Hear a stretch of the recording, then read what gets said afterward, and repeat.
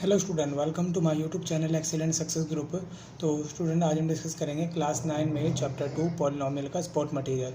Question number 33 में मैं दे रखा है राइट, ट्रू और फॉल्स। जिसके मैंने फर्स्ट से लेके फिफ्थ पार्ट तक तो मैंने पिछली वीडियो में सॉल्व करवा दी थी। आज हम डिस्कस करेंगे इसका सिक्स पार्ट।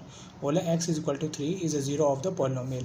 क्या ये इसका जीरो है या नहीं, ये हमें चेक करना। सॉरी, क्वेश्चन बोला कि इसका जीरो है, ये बात ट्रू है या फॉल्स है, ये हमें चेक करना है। तो हमारा ये पॉलिनोमियल दे रखा हमें px यानी कि x cube minus 3x plus x minus में 3। तो देखो ये थोड़ा सा सॉल्व हो रहा है तो सॉल्व कर लेंगे। 3 में से 1 माइनस करेंगे, क्योंकि एक माइनस का हो एक प्लस का हमेशा माइनस करते हैं। तो यहाँ माइनस का 2x। अगर ये इसका ज़ीरोज़ है तो जहाँ पर x गिवन है वहाँ पर हम रिप्लेस कर दे 3 को। अगर रिजल्ट आ जाता है मेरा ज़ीरो तब तो ये इसका ज़ीरोज़ होगा, और अगर ज़ीरो नहीं आता तो इसका ज़ीरोज़ नहीं होगा। तो मैंने x की जगह रिप्लेस कर दिया 3 को, यहाँ भी 3 रखा, माइनस का 3 को 3 से 3 बार मल्टीप्लाई किया। 3 3 9 9 3 27 एंड 3 2 6 माइनस का 3 27। ये भी माइनस का, ये माइनस का दोनों जुड़ गए।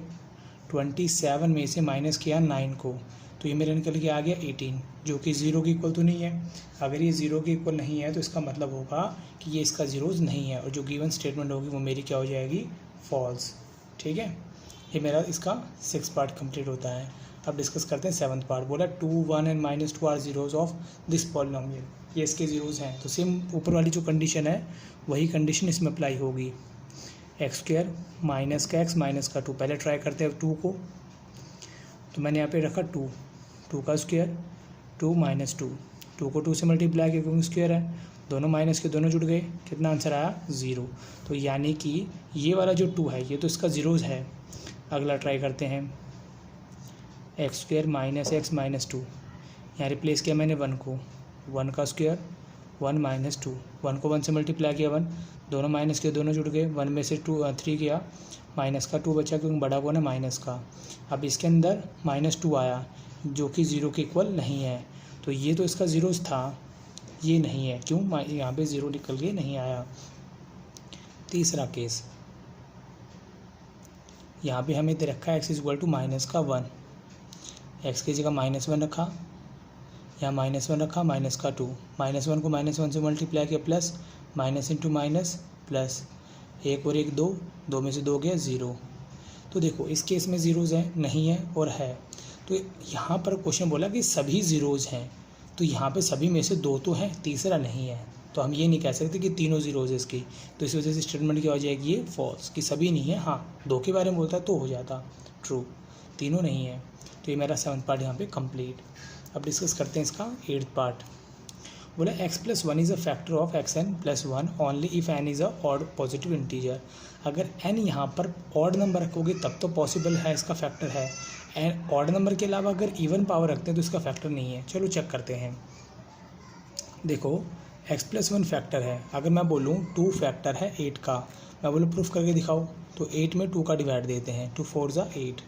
डिवाइड देने पे अगर रिमाइंडर 0 आ जाता है तब तो इसका फैक्टर है। अगर रिमाइंडर 0 के अलावा कुछ भी आ जाए तो इसका फैक्टर नहीं होगा। तो यहाँ पर भी मैं इसी कंसेप्ट का यूज़ करता हूँ। प्लस का 1 इधर x को आ जाता है, माइनस का मेरी जो फैक्टर है इसका, उसकी वैल्यू निकालनी मैंने बनाई। अब यहाँ पर हमारा जो पॉलिनोमियल है वो दे रखा है xn + में 1। तो मैं इसकी एक केस तो लेता हूँ ऑड का। अब ऑड नंबर n की जगह कुछ भी रिप्लेस करो, लाइक 3 कर लिया। और एक केस लेते हैं इसी का इवन का, यानी x की पावर मैंने 4 ले ली, क्योंकि 4 क्या होती है मेरी, इवन होती है पावर। तो मैंने x की जगह रिप्लेस किया। देखो प्लस का इधर x को आ जाएगा, माइनस का 1 का क्यूब। अब -1 को 3 बार मल्टीप्लाई करना -1 के साथ। देखो -1 इंटू -1 इंटू -1 यहाँ कर देते हैं, तो देखो कितना आंसर आएगा, minus into minus plus, plus into minus minus. कितना आंसर आया मेरा, माइनस का 1 प्लस का 1, 1 में से 1 गया, कितना आया 0। हाँ, अगर ये हम सॉल्व करने पे आंसर 0 आ जाता तो इसका फैक्टर है, क्योंकि रिमाइंडर मेरा कौन है, 0। ये हम रिमाइंडर फाइंड करते हैं, रिमाइंडर 0 आया तो हाँ इसका मतलब इसका फैक्टर है। इसको ट्राई करते हैं यहीं पे, -1 पुट करके देखा, -1 की पावर 4 प्लस में 1। अब -1 को मल्टीप्लाई करना -1 से 4 बार, 1 2 3 4, ठीक है। Minus into minus plus 1, minus into minus plus 1, 1 को 1 से करेंगे 1 आएगा, प्लस इंटू प्लस प्लस होता है। तो 1 और 1 कितने हुए मेरे, 2। ज़ीरो तो नहीं आया। अगर ज़ीरो नहीं आया तो इसका मतलब ये इसका फैक्टर नहीं होगा। ये पावर ऑड रखी तो ज़ीरो आ गया, यानी कि इसका फैक्टर होगा। इवन पावर रखी तो नहीं आया। 3 की जगह कुछ और नंबर भी रख के आप ट्राई कर सकते हो, जैसे कि मैंने यहाँ पे ले लिया 1 ले लिया। 1 भी एक ऑड नंबर है। एक्स की जगह -1 रखा, 1 में से 1 गया 0 आ गया, यानी कि ऑड नंबर रखने पे तो आंसर 0 आ रहा है, जिससे पता लग जाता कि ये इसका फैक्टर है। अगर 0 के अलावा कुछ और आता तो इसका पता लग जाता कि इसका फैक्टर नहीं है। तो मैंने इवन पावर रखी तो फैक्टर नहीं बना, ऑड पावर रखी तो फैक्टर बन गया। तो यानी कि जो गिवन स्टेटमेंट है मेरी वो क्या है, ट्रू। ये मेरा हो गया 8th पार्ट। अब डिस्कस करेंगे 9th पार्ट। 9th पार्ट में बोला when p square minus p minus 29 divided by p minus 6 the remainder 1। Remainder find करना है, ठीक है। अगर रिमाइंडर 1 आ जाता है तब तो स्टेटमेंट ट्रू है, अगर नहीं आता तो स्टेटमेंट मेरी फॉल्स होगी।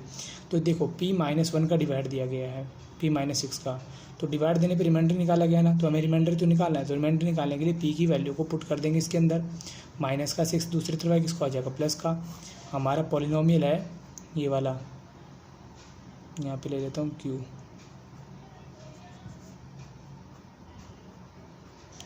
ये में दे रखा है p square minus p minus 29।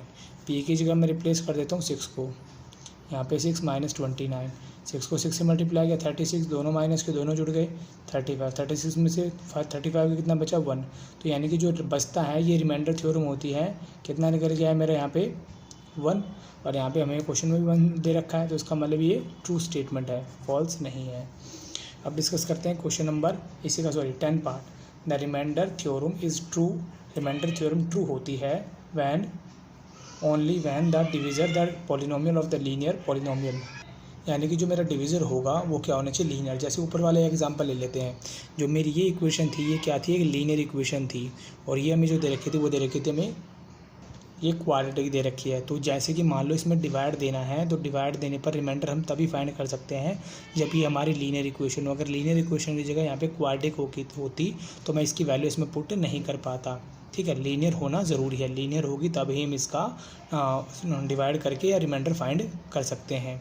तो यहाँ पर जो हमें गिवन स्टेटमेंट है ये क्या हो जाएगी, ट्रू। कि रिमाइंडर फाइंड करने के लिए यह होना ज़रूरी है कि जो डिविज़र होगा वो लीनियर ही होना चाहिए। तो यहाँ पे स्टेटमेंट हो जाएगी मेरी ट्रू। और इसी के साथ मेरा क्वेश्चन नंबर 33 यहाँ पे कंप्लीट होता है। उम्मीद करता हूँ स्टूडेंट आपको क्वेश्चन समझ में आ गया होगा। अगर आपको वीडियो अच्छा लगा हो तो वीडियो को लाइक करें, शेयर करें, कमेंट करें और इस चैनल को ज़रूर सब्सक्राइब कर लें। मिलते हैं अगली वीडियो में। Okay bye bye, thank you.